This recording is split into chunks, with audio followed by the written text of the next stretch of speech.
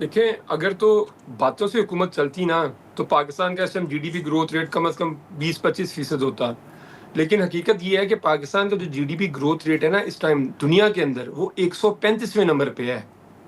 सोचें कि आपको एक बेसलाइन इफेक्ट भी होता है इकोनॉमिक्स के अंदर कि जब आप बहुत नीचे होते हैं तो आपका ग्रोथ रेट नेचुरली आपका तेज होता है। जैसे भूटान वगैरह 6-7% पे ग्रो कर जी रहे हैं। हिंदुस्तान वगैरह जैसी मेच्योर इकोनॉमी वो 6.5% पे ग्रो कर रही हैं।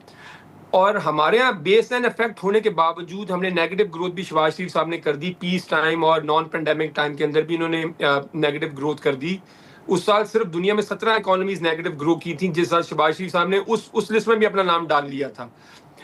आपने जब देखे ना, और अगर ये कह रहे हैं जी परफॉर्मेंस, मैं परफॉर्मेंस की बेस पे जी मिनिस्ट्रीज शफल होनी है। परफॉर्मेंस की बेस पे अगर मिनिस्ट्रीज शफल होनी है, शफल नहीं होनी, वो पैक होनी है। क्योंकि किसी की भी कोई परफॉर्मेंस नहीं है। शहबाज शरीफ साहब की अपनी क्या परफॉर्मेंस है मुझे बताएं। उनकी एक ही परफॉर्मेंस है, पूरी दुनिया के दौरे करना और डबल ब्रेस्ट सूट पहन के पूरी दुनिया में उन्होंने वो जाते हैं। इसके अलावा तो कोई नहीं। देखें, उनकी कोई परफॉर्मेंस नहीं है। आपने 8,000 अरब से आपका जो आपका बजट था, बजट आउटले था आपका 2021-22 के अंदर, पीटीआई के दौर के अंदर, आप उसे तकरीबन 20,000 अरब रुपए पे ले गए हैं। जो कर्जे आपने जो ले लिए हैं, जो टैक्सेशन जी आपने लोगों के ऊपर लगा दी है, तो देखें इकोनॉमी तो इकोनॉमी तो यहीं पे जानी जहाँ पे है इस टाइम। इकोनॉमी तो बिल्कुल उसी जगह पे जानी थी जहाँ पे इस टाइम है। एक बड़ी बड़ी मशहूर सेइंग है, अमेरिकन प्रेसिडेंट ठीक था कॉलिन कॉलेज, उसने कहा था गवर्नमेंट बोलती नहीं है, गवर्नमेंट नजर आती है। उन्होंने government should not be seen, sorry government should not be heard, government should be seen. लेकिन यहाँ पे उल्टा है, हमें हुकूमत नजर नहीं आती, लेकिन हुकूमत के कोई 15,000 तर्जुमान सारा दिन पता नहीं किस किस्म की बातें करते रहते हैं।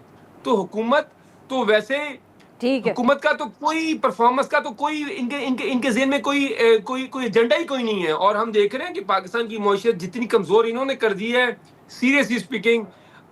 मैं बिल्कुल नॉन पार्टीजन में अगर बात करूं, इससे बुरी मुआशी रात पाकिस्तान में कभी आज तक नहीं रहा।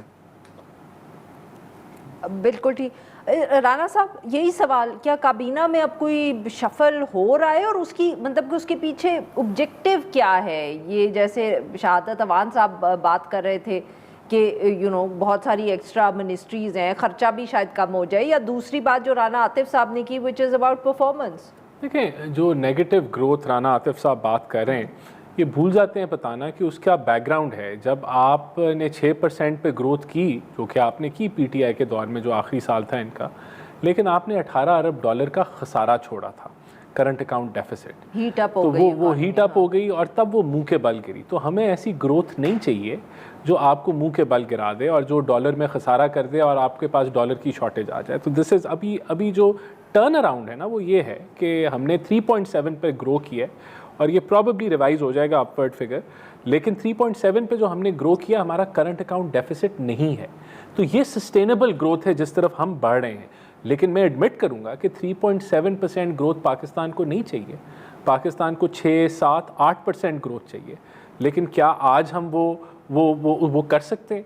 हम कर सकते हैं, लेकिन वो इम्पोर्ट लेड होगी। ठीक है। तो we have to go slow and we have to have patience कि हम उस तरफ जाएं और बूम बस्ट साइकिल में ना जाएं। सर अब वक्त जरा कम है, तो इसलिए अगर आप इजाजत मैं दें तो सिर्फ एक मिनट सिर्फ में एक दोनों लाइन को। मैं सर सिर्फ आप कमेंट करना चाहूंगा। आतिफ साहब, मैं आती हूँ सर, मैं आती हूँ, मैं आप ही के पास आती हूँ। एक मिनट पहले मैं सेनेटर साहब से कमेंट ले लूँ।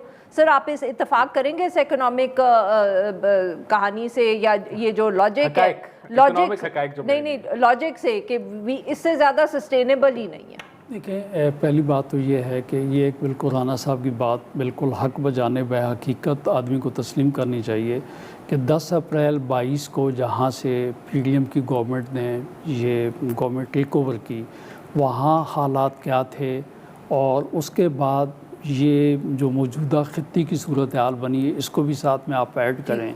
उसके बावजूद पाकिस्तान के जो हालात हैं, मैं ये समझता हूँ कि कदरे उस वक्त जो पोजीशन थी उससे बहुत बेहतर हालात है। बिल्कुल सही जी। Rana Atif sahab, same 1 minute to you sir.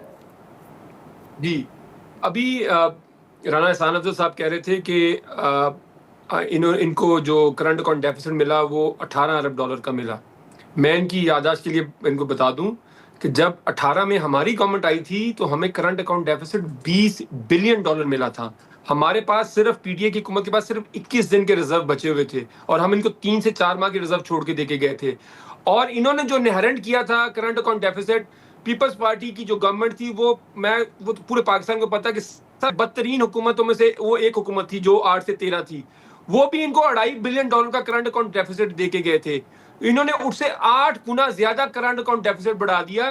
तो फिर ये एडमिट करें कि वो वो 13 से 18 की जो गवर्नमेंट थी, जिस तरह इन्होंने इंपोर्ट लेड ग्रोथ की पाकिस्तान के अंदर, जिस तरह की भी की, जिस तरह की इन्होंने मायदे बिजली के किए, तो ये एहसान अफजल साहब एडमिट कर रहे हैं कि वो सारा इनका मौसी मॉडल तबाही के ऊपर बेस्ड था और ये हमारा आर्गुमेंट है।